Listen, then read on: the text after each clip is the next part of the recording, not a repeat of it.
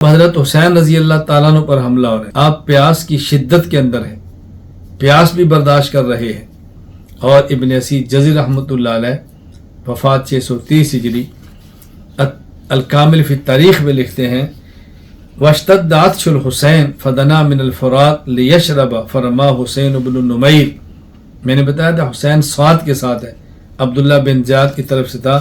اس نے حسین رضی اللہ تعالیٰ عنہ کو تیر مارا جو آپ کے حلق میں جا کر لگا اور آپ کا خون بہا.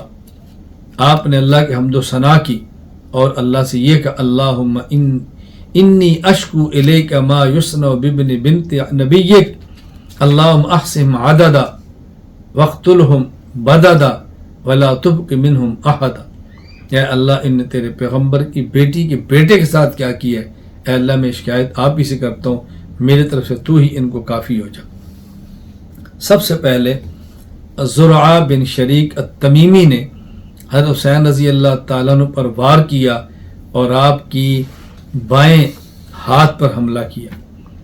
دوسرا بات آپ کے دائیں کندھے پر حملہ کیا اور وہاں سنان بن انس النخی اس نے آپ کے اوپر نیزہ مارا جس سے آپ گر گئے.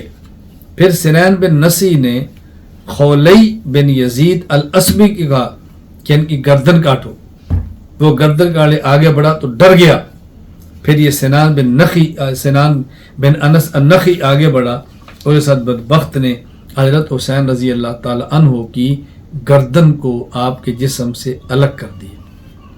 یہ 10 محرم سن 61 ہجری کو حضرت حسین رضی اللہ تعالیٰ عنہ جام شہادت نوش فرما.